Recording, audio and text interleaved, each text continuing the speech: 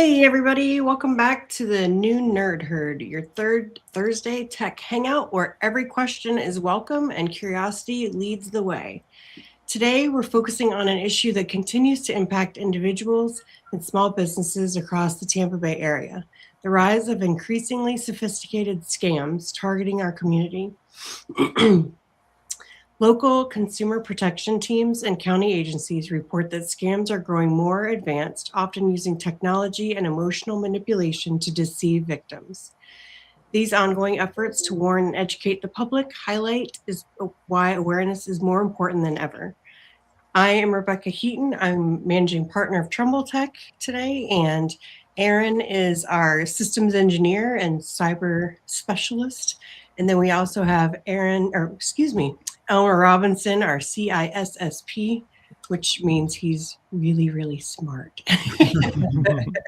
And today we are thrilled to welcome Samantha Brito from Regions Bank. Samantha encounters real-world fraud attempts on a weekly basis and brings firsthand insight into what scammers are doing, how they try to trick people, and we can all figure out how to protect yourself. So welcome, Samantha. Thank you very much. Thank you for having me. Yeah, absolutely.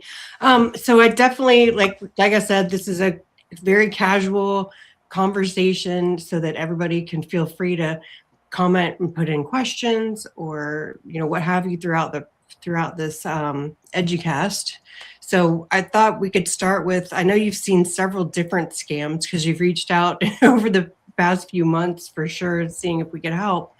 Do you want to just start off with maybe the top scam or the latest scam that you've seen? Sure. So I think the biggest scam going on right now is the emails where they send to, they just tell you McAfee's expiring, Norton antivirus is expiring. If you don't cancel, you'll be renewed at $400, $500. And they give an email or a contact for them to cancel. And once they call or email, they've now reached a hacker. I had a recent incident that this happened to someone, and of course, for some reason, it always happens to be when it's in a vulnerable situation for the client. Of course, they clicked on it, they got a hold of the number on the email, and pretty much was convinced to have someone go into their system. Once they were into their computer, what ended up happening was they said, "Hey, you got credited the $500 back. Can you go into your account and check?" And of course, once they're there, what they do is they are imaging it, of course. And Aaron, I'm sure you're able to help us here in just a minute because I don't know all the terms. However, what they did was they transfer money from a bigger account over to the checking account. And once that client sees that money is in there, they're like, "Oh, wait a minute, you actually credited me $25,000. So the client starts panicking, and of course they're like, "Oh, don't worry, you can send that back. You can just send it back. Yep. Send it back. You can even wire it, or you can go to the bank, get the cash, and we'll pick it up at your house," which is a scenario that recently happened. And I've known this client for over 25 years. We have this conversation about fraud all the time. Unfortunately, her husband passed, so she just wasn't in the right mental state. So she was specifically told not to see her regular banker and was ended up at another location. But she had a moment at that other location and said, "Why are they telling me to go to another bank to get this money?" And she finally called me panicking. And as soon as she called me, I already knew what was going on. So I said, "Come here, we're gonna talk about it." And that's where I called Trumbull Tech. So you guys helped her out and realized that what ended up happening was, of course, she had someone hack into her system, and you guys took over from there. So Aaron, I'll like I said, I don't know all the techie terms. I'm not a nerd, so please let us know what you. Well, neither am I. What are you trying to say? No. I remember that because I remember you passing that over to us, and I remember reaching out to her and stepping in and taking a look at what was going on her device. I did find things that were installed and were not supposed to be there. And we did find things that were left over from the support session, quote unquote, support session that the attacker had created on that device. And we ended up installing our solution stack onto the device just to be safe and leave it there for a few days and see if it caught anything. And I believe within 48 hours, we had found that there was a rogue application still installed that was allowing remote access from the attacker. And there was an attempt at a connection. It was in like 2 a.m. or something like that. And the attempted connection came from an IP address that was somewhere in like West Russia or something like that. It was an Eastern European country. I don't remember the exact one, but yeah. And thankfully, we, like I said, deployed our stack to it, and it caught it, blocked it, shut it down. We deleted it immediately, returned that peace of mind for her. Because you're right, it's always these people who are sort of in a vulnerable situation already. And it was quick, and we took care of it for her. Yeah. And I one want of to the go back. Oh, sorry. Go ahead. No, I was just going to mention that one of the things, they are very aggressive. So even when you did that and she went to my office, I mean, they are constantly calling and harassing, make it seem as though like something's going to happen if they don't return this money. And they threaten, and it's just a very bad situation for the clients. Ugly. Yeah. One of the things that amazes me with the stories that I hear is that the things that you would trigger a stop, gap, pause in the person that's being attacked here doesn't. And they emotionally push past all the triggers. And you would think that when they say, go to a different bank, I'll come by and get the cash. I've heard stories where they were told, meet me in a Walmart parking lot. And the bank teller, when they showed up to get the bag full of cash to meet somebody in the Walmart parking lot, says, wait a minute, you're going to do what again? And the bank teller becomes kind of the final stopgap. Samantha, can you talk a little bit about the emotional journey and the state that people are in when none of the triggers are stopping them from doing what they're doing? Yeah, absolutely. So these fraudsters, they tell the client not to tell us because they're already aware that we're going to ask questions. We know our clients very well. We know their patterns. We know what type of banking transactions they do. So if someone's coming to withdraw $25,000 when that's all that's in their savings account, we're going to ask the questions. Unfortunately, there's so much scare tactic put into our clients that, of course, we can't tell them we're not going to give them the money. That's their money. But they're so scared to tell us what's actually going on because before they even enter the bank, they're already told not to tell us because it's none of our business, or because, we're going to try to talk them out of it because the bank is the bad people. And so, sometimes they're even still on the phone with them as they approach our office. And so, we already know the signs, but unfortunately, like I said, we can't hold those funds from them. So if they're adamant about withdrawing, there's nothing really we can do past that point. And it's very sad to see because this is something we're seeing on a weekly basis. So this is happening weekly for you? This is happening at least once weekly in this particular scenario right now going on. Wow. Apart from all the others, of course. And that's just one location. That's one location. So yeah. The other thing I was thinking of is, I feel like when people hear these stories or, they see stuff online or whatever, everyone's always like, oh, that's such a crazy scenario. I'd never fall for that. But it's like, I'm telling you, like you're saying, your clients so well and customers so well, it can happen to anybody. It really can. Like, I remember this was a little bit of a different scenario, but when I had my accounting practice and I had, switched gears over to this career, I was getting calls that were from the IRS, oh, someone has a claim against you or whatever. And I was thinking, and I, as an EA, I know the IRS is not, first of all, they don't just call you. They will never call you. Yeah, exactly. They will never call you. Like, I knew this, right? But they, like you said, they were so persistent that it's like, I got those calls once a day for months. And it took all of me to not be like, okay, well, what if they really are reaching out to me? It made me doubt myself, even though I knew better. So you're right, as far as the tactics, the threatening tactics and everything else. But it's like, maybe this is a question to maybe Elmer and Aaron, when you're getting that, I mean, maybe blocking that number from calling your phone. I mean, is that possible? Blocking emails, Well, no, maybe the phone is things. really just kind of one exposure point, and it's consider how often. I'm sure Aaron can probably tell us stories of how often it's not a telephone call, it's an email, or it's somebody that says, or the phone call, the guy on the other end says, "I'm from Microsoft." And we have a problem with your account, your registration's expired, we need to get access to your computer, you don't have the updates, we got to fix a problem. And then the person either clicks a link in an email because they believe it's their bank or it's Microsoft, or the person on the phone directs them to go to a place and open up a link and hand control of their computer over to the person on the other end of the phone. Yeah.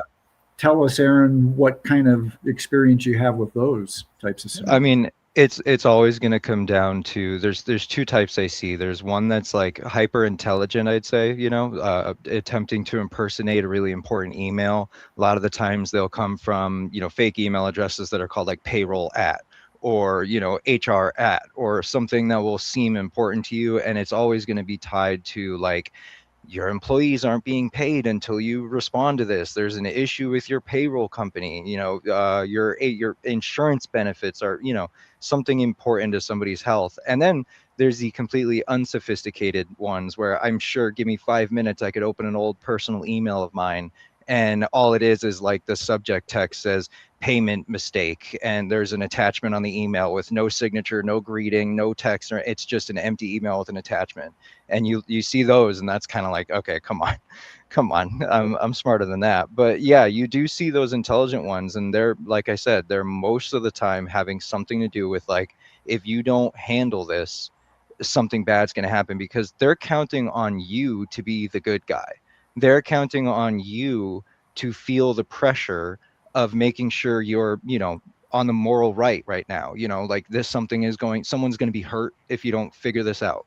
If you don't answer this phone call, your company could go under, like maybe not something as crazy as that, but they want you to be the good guy in the situation and give them all the power that they're looking for, because they know calling you and saying like, hey, what I need you to do is let me connect to your computer and watch me log into your bank is not going to get them anywhere. But if they call and say there's an issue with your bank, let me help you, it's a completely different scenario. And if you are that good guy, which most people are, you're going to feel that social pressure of, especially Sarah, you mentioned, sorry, not Sarah, Samantha, you mentioned earlier there was someone who called and said like, they gave them money and then was like, that was a mistake, can you send that back to me? If you're a normal, good, moral person, you're going to feel the social pressure of wanting to help that person right that mistake. And you're going to want to help them because you're like, oh God, this person's going to lose their job. Oh God, they made a mistake, let me help them. And they're going to take advantage of that every time. But Rebecca, sorry. No, I just wanted to go back to your point about the phone numbers, right? Like I personally myself block a phone number a day, and they just generate a new phone number for the following day. So I don't think realistically there's a way to block all those spams. And then to Aaron's point earlier too, when I notice when these customers come in, they're like, but I got the email from Norton Antivirus. Well, it might say Norton Antivirus 123@gmail. And I said, well, if you know it's coming from a Gmail or a Yahoo, it's not actually Norton, right? Right. Yep.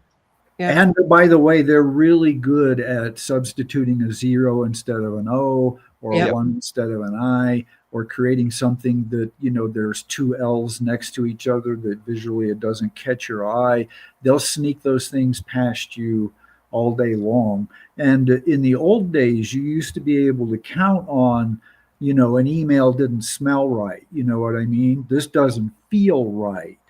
And you could tell from the language, you could tell from something being askew, you could tell from formatting, you could tell from the logo that it wasn't right. But that's not true at all anymore. I mean, the bad guys can create a perfect copy of a Wells Fargo, Bank of America, IRS website, and they can do it in a few clicks. I'm not kidding. Yep. It's a right click, this and that, and it's embedded in the email, and off it goes. It And can so, get worse than that. I mean, I won't speak to specifics, but I've seen recently over the last few weeks where the email is made to look like it's coming from you, and it's made to look like it's coming from a website notification system that you set up.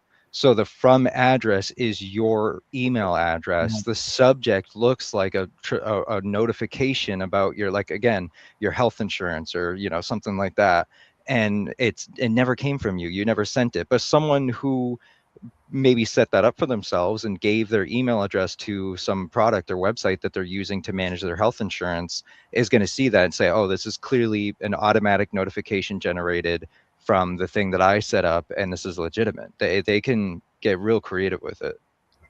I do see a comment in the section here. It says, "Good morning. It's crazy to think that these scams happen at least once a week at just one location. Beyond protecting ourselves digitally with MFA or email monitoring, how can we better resist the social engineering tactics these scammers use?" Which I guess we're kind of discussing that right now. But it's a great question. Yeah. I mean, self-awareness. Cybersecurity. Yeah, Cybersecurity professionals stay up late at night, you know, just wishing they had an answer to that question. Sometimes, you know, it's the hardest battlefield. I would say though, like urgency, right? I mean, I think there are some things you can kind of, I think first of all, to us talking about it, right? I feel like with a lot of these scams, I don't know of any, like Samantha, maybe you could speak to this, but I would say every single person that falls into that trap are so embarrassed that they fell for it, that nobody talks about it, right? So I mean, if you're not talking about it, like I would have never known if you said that was happening weekly, right? Mm-hmm. So I think just having the conversations and like saying, "Oh my gosh, I almost got duped," or "Oh my gosh, I got duped. Don't do this," right? So I think educating yourself, talking about it, and not being embarrassed, because that's what they're hoping for, right? They're hoping that you're going to be embarrassed and not want to tell all of your neighbors about it. So yeah, absolutely. They definitely, once they realize they've been scammed, they come in and they're like, "I should have listened. I'm so sorry for not taking your advice. Look at the situation I'm in now." But I think it does need to be conversations around the dinner table, conversations with our parents and conversations with our families, because, you know, our older generation, as technology moves forward, they might not be as familiar with these new advancements, and they're more vulnerable. Needless to say, I mean, we do focus a lot on the elders, but to your point, Rebecca, this happens to everybody. I mean, we had an associate who worked with us in the past that even fell for it after being trained, after being, talking to her own clients about it at the time. She herself fell into something like that because they use those scare tactics. And when you're in a situation where, you know, you might go to jail, or, you know, you might lose your house if you don't pay it back, or you might have a tax lien, et cetera, et cetera. You know, people tend to do this without wanting to, of course. Yeah. I almost think when there's urgency, though, that's when everybody should just pause, right? So if there's anything that's that urgent and like, "Oh, you're going to go to jail," first of all, customer service, besides like Trumbull Tech, of course, and Regions Bank, thanks, right? I mean, nobody is proactively trying to help you in any aspect of your life, right? So if you're getting an email that's even proactively trying to, "Hey, this happened," or it's probably fake, right? I mean, I would think 9 times out of 10, that's probably going to be some type of scam right there. And then I think urgency. So pause. I 100% would not allow anyone to access your computer that if they're reaching out to you, right? Mm-hmm. If you're reaching out to someone like Trumbull Tech or whatever, then yes, that's a different story. But I would never let someone have access to my computer, because I also think people don't realize if you're letting them access, it's not just for that one time. To Aaron's point, that now that link is embedded in their system. So now if you change your credit card information or what have you, they're still in there. They're still seeing any keystrokes and updates that you're doing. So Yep. I don't Yeah, know. consider them planting a keystroke monitor on your computer, which will happen the very instant they touch it. Yeah. And from that point on, every password you type at the keyboard goes straight to them in clear text. Yep. Yeah. Yeah. So it's the capabilities of the bad guys is terrifying on that technological end. And the idea that a lot of people feel that they're safe with an antivirus solution.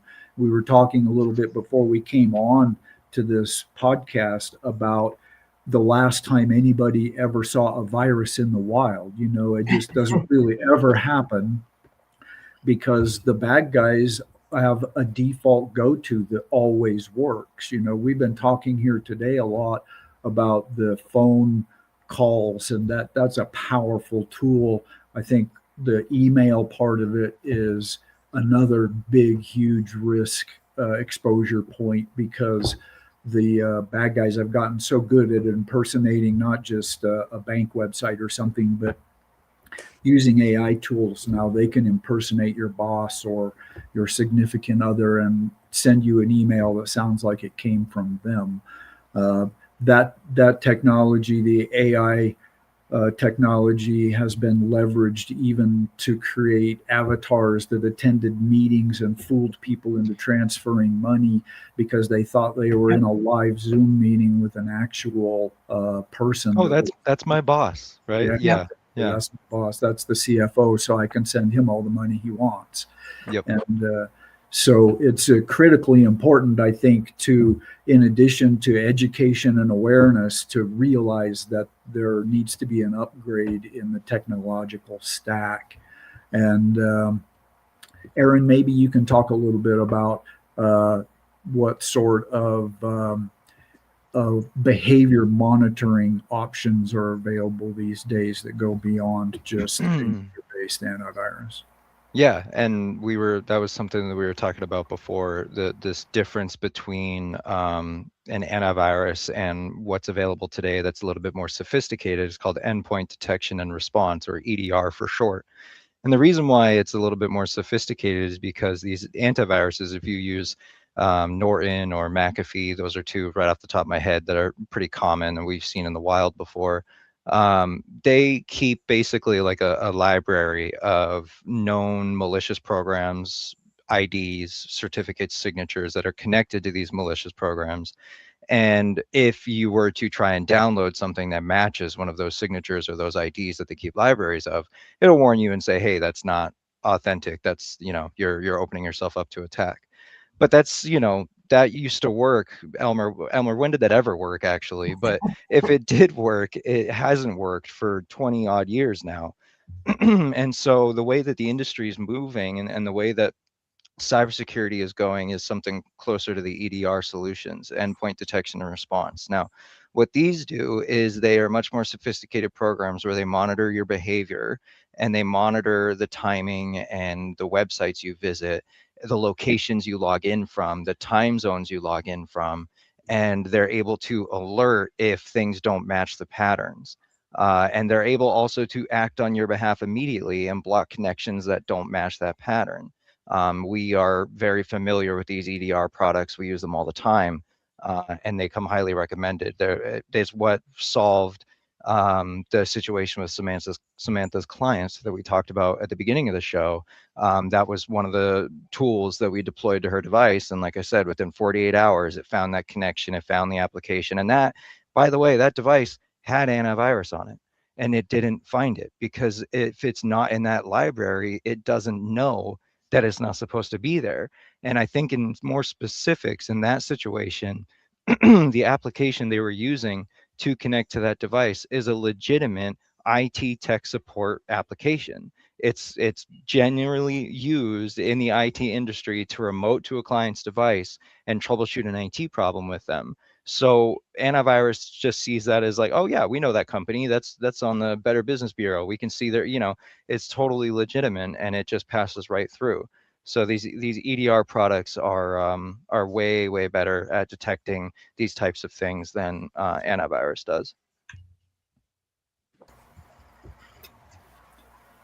Well, I had a question. Another if we have a situation where a customer, for example, needs to contact Netflix, for example, I've had instances where they Google Netflix, they'll click on a link, but the link is actually not Netflix. So here you are connecting to a company that is not, and the same thing happens. They give their information, they get scammed, they come in to file a dispute. How can you identify that you're actually speaking to the right company if you're Googling something for customer service?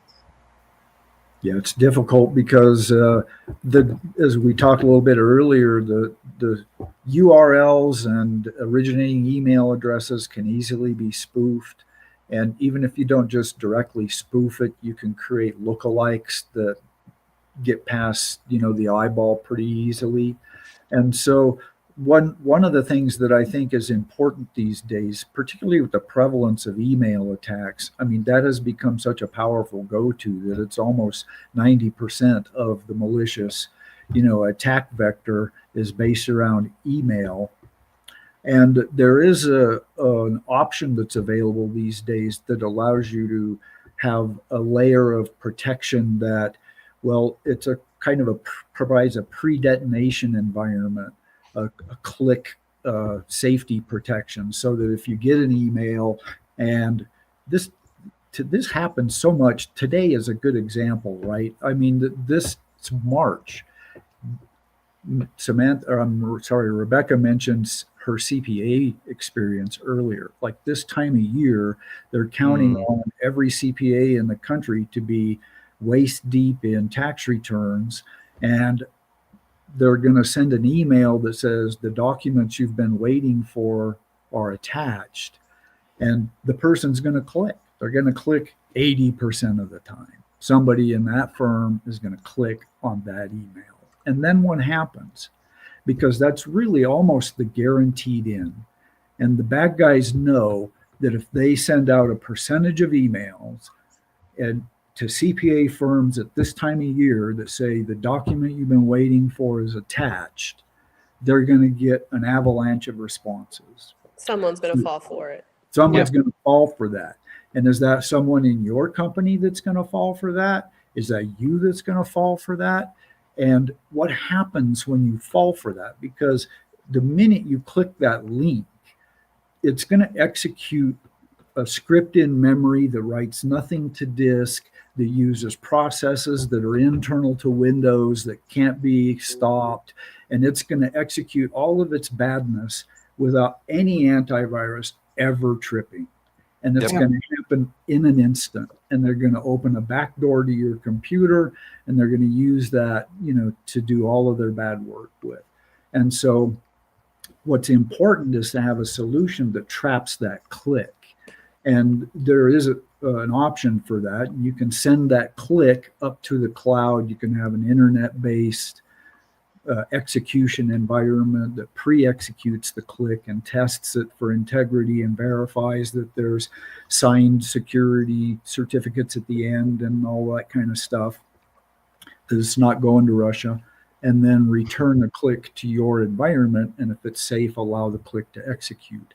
And so that's, again, beyond antivirus, you need some behavior-based monitoring on the network. Yep. Beyond just email filtering, trying to protect from incoming email, you need something that provides a pre-execution environment that can shield you for when that click happens. So. Yep, absolutely. Did you have any other scams that you've noticed, or is that kind of the main one that's happening right now? We can have many talks about all the different types of scams, but not only elderly. Right now, another scam right now is students, actually, with all the technology. They're a little bit more advanced with it. But, when kids are in college and they're, light on funds, they're trying to find these little easy at-home jobs, if you will, in between classes. And, there's a lot of work-at-home scams. They'll get a check and, they're like, just deposit into your account. And the same thing, they'll deposit the money into the account and, are asked to send some money back because they overpaid them, right? And, as a student, you're like, let me not get in trouble. I was supposed to earn $250. It actually sent $2,500. Let me send the difference to them. And it all happens. They send it back. But then guess what happens? The check returns. And now this student is $2,250 in the negative on their account. Wow. And no one can come back from that as a 19, 20-year-old, right? Hmm. So that's going on a lot. You know, we also have romance scams going on.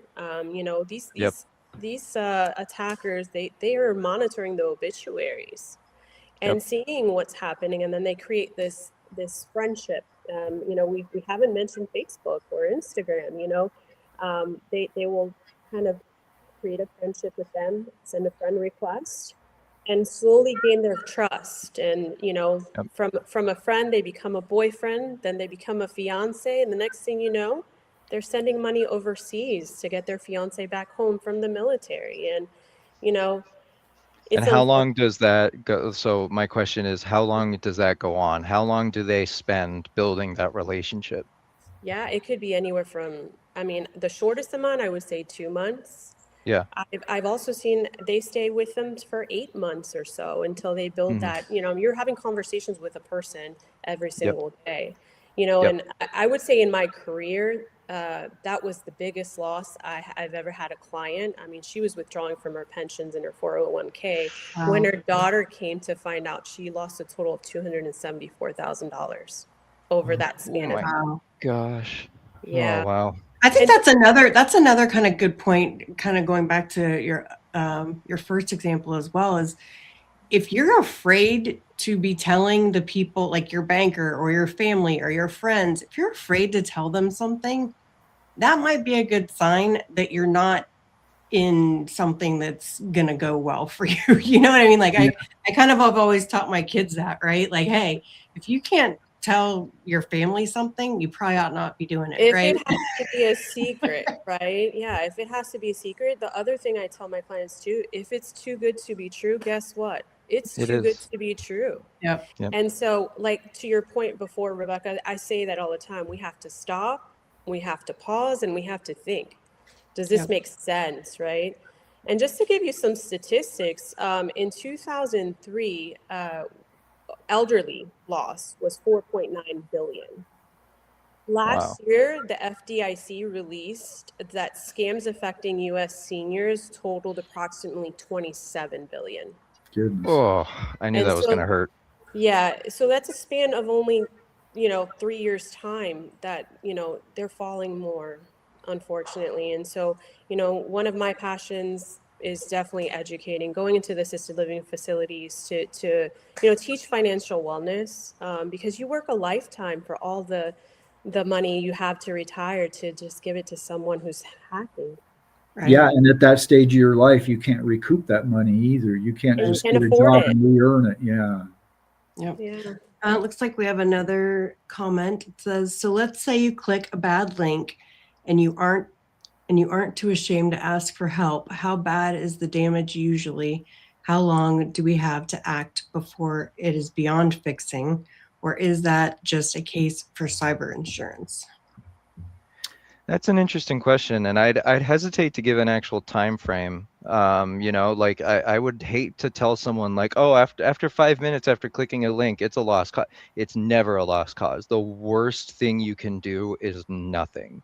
That's it. Like, if you did something and it doesn't sit right, and you're like, wait a minute, that didn't make sense. The worst thing you can do is not question it.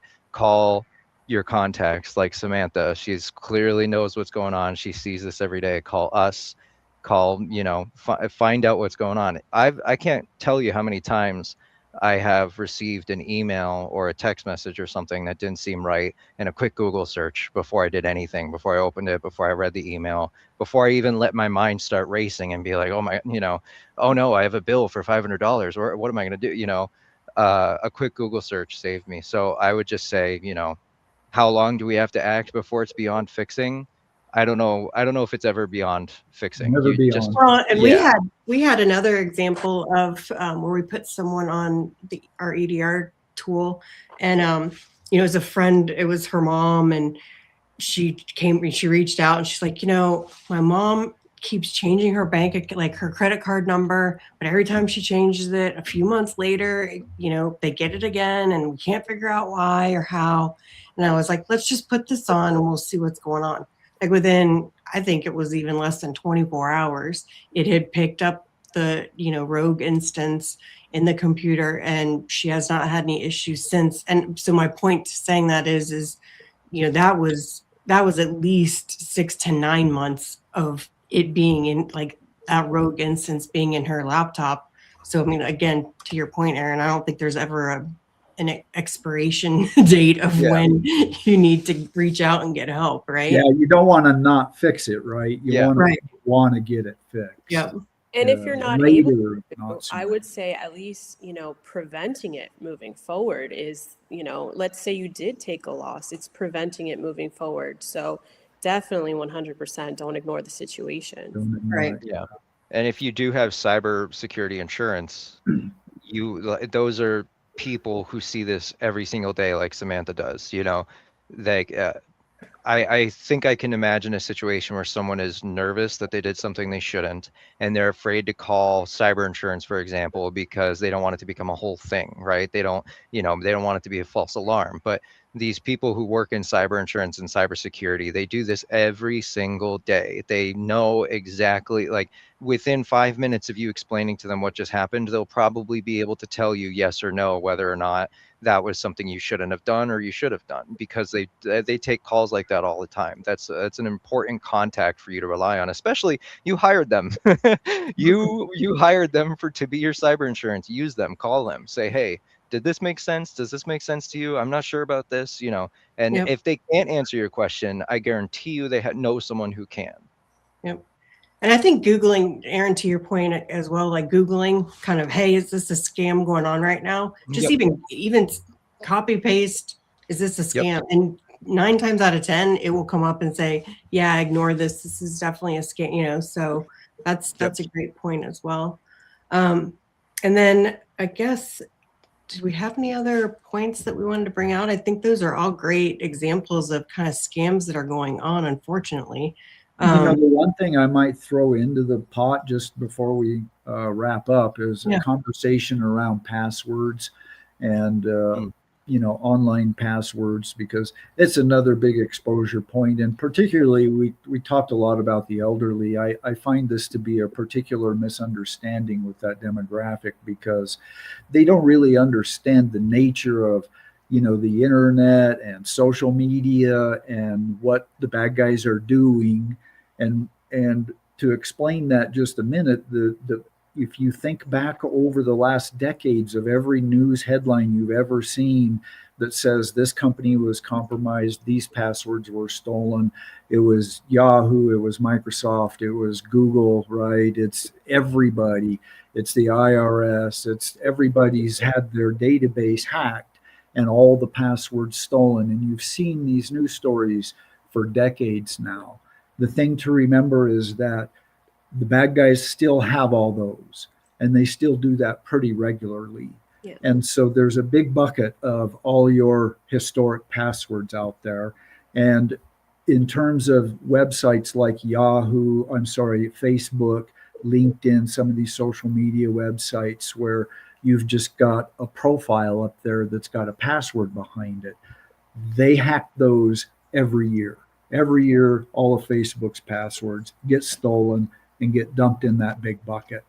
And the bad guys have that big bucket of all your historic passwords. And they can try to reuse those passwords. So if they have your historic Facebook passwords and they sniff you out and decide to look at your bank account and your IRS account and your credit card account, they have that bucket of passwords they can work from. And they can try those to see if any of those work, or they can examine them for patterns and behaviors in guessing what your next password will be or what other passwords you might have used at other sites. And so it's a real exposure point, because a lot of people don't think this through. They don't understand the risk that sits out there every single day, because all the passwords they've ever used at Walmart, at Facebook, at LinkedIn sit in a big bucket. And so I would just recommend to everyone to think about the passwords that they use on websites, particularly those that are protecting financial assets, and make sure that anything that's securing assets is a complex, unique password that doesn't exist anywhere else, has never been used on the internet in any way, and is at least 12 characters in length. Yep. And I know that's a big ask for some. You get some good tools to do that. Reach out to Trumbull Tech about good password management solutions to do that. But it's another great big risk and vulnerability that sits out there, and I think particularly targets the elderly community. Yeah. And Elmer, I was going to ask, now you're bringing up passwords. How often do you suggest changing these passwords? I mean, I know when we sign on to our online banking, there's MFA available, but on other, sites, how often would you recommend changing those passwords? Good question. Use MFA. Use MFA on every single important account that you have. Go into the settings, look to see if it's an option, turn it on if it is. Always, always, always use MFA. If you're not using MFA, a hacker in China can just launch a brute force password attack and send, thousands and thousands of dictionary attempts at your account. So with MFA, it defeats that completely. So use MFA. With regards to how often to change a password, here's a firestorm of debate among a room of cybersecurity specialists. And part of the reason is that we used to say, you need an 8-character password. You need to change it every 30 days. It should have complexity rules in place with hexadecimal, punctuation, upper lowercase numbers, all of that kind of thing. The fact is that an 8-character password can be blown past now. It doesn't matter if it's complex or not. It's a matter of seconds for a modern computing platform to crack an 8-character password. So you need to probably be using at least a 12-character password.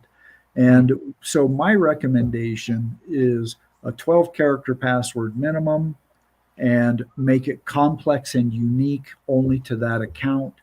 And if you have a really good, really strong password that you're not sharing around, there's not a need to change that regularly.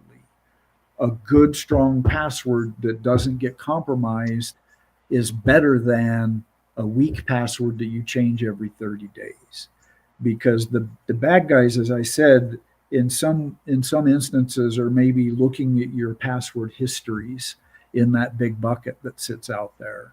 So if you're just adding a 1 to the end, or you're changing the number at the end from a 1 to a 2 or a 2 to a 3, then you're not creating any barrier between you and the cyber attack because of the information the bad guys are working from. So I would say 12 characters minimum, make it really strong, and then there's no need to change it if it's a good password and you're not using it anywhere else.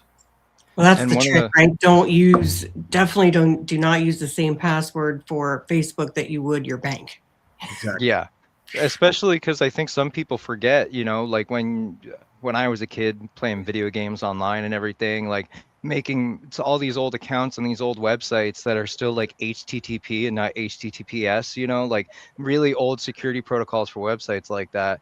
You made that account, you might be using that same exact password or that same exact email address for something you use now that's critical.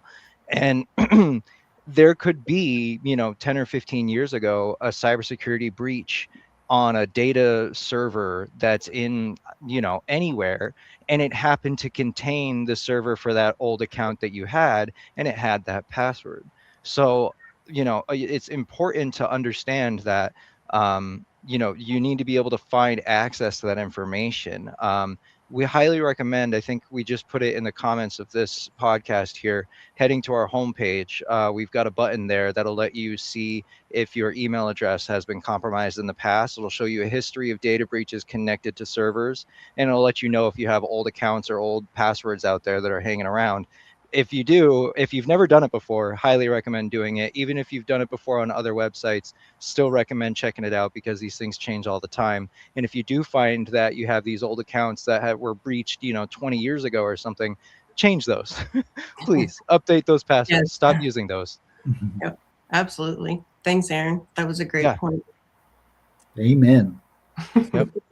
And we You're are, and obviously talking about EDR, we are, because Samantha comes to us too much on a frequent basis. I love you, Samantha, but it's unfortunate of why we talk so much. We are trying to roll out an individual EDR solution for these exact reasons, right? And we are going to launch that April 1st. We're going to try to do a soft launch potentially next week. So I highly recommend following our socials so that you can be aware of that rollout and that offering. And we are excited to be able to bring something, because it's come up too often. This is our 4th year of business, and we can't get away from it, and we don't want to, right? Because everybody has a sister, mother, brother, that's going to get affected by this. And we want to be able to not walk away from the conversation and be able to have some kind of solution. So we're excited about it. We're looking forward to it. And so be on the lookout for that. What else did I want to bring up? I think that was it. And then Samantha, I know your bank has some great offers right now. Can you tell us about those? Yeah, absolutely. So we have a referral program. So anyone that currently banks with Regions, if they refer a consumer, you earn $50 for them opening the account. But if you refer a business, we also will accept the referral, $50, and the business opening the account up will earn $150. You can do that 10 times in the year, earn extra $500. And it resets after your first one, so it's rolling. So that's something. And, something I did also want to talk about is, Regions Bank does go out into the community and teach these financial wellness seminars free. There's no cost to them. It's just 15 to 20 minutes of just us having a conversation like we did today, just to educate the community on these types of scams, these types of frauds, and how we can prevent them. That's awesome. I love when companies give back to the community and educate. I think education is so important, and I appreciate that you and Regions do that. So, and I appreciate your time today. Thank you. That referral system is awesome. I'm gonna get my son's lemonade stand on there 10 different times and collect some cash. It was Samantha's story of the teller who sees a person a week come into the bank that still got scammed themselves. That was the mind blower. Yeah. It shows that we all need to be on our toes, right? Yep. Absolutely. No one's safe. And so therefore no one should feel bad, right, when it happens. So precisely. Let's talk about it, right? Talk about it, yeah. Don't be afraid to ask the questions. Exactly. Ask questions. Don't just fall for the scare tactics, for sure. And talk to people about it and say, hey, this is happening to me. Does this seem right to you? Right. Or call your banker. Your banker is well versed in everything going on, and and they'd be able to guide you. Yep, absolutely. And if nothing else, call us. Well, that too. That goes without saying. Yeah, if you gave Microsoft access to your computer, give us a call. Yeah. All right. Well, thanks, everybody. I appreciate it. And we look forward to April's. Bye. Bye, everybody. Bye all.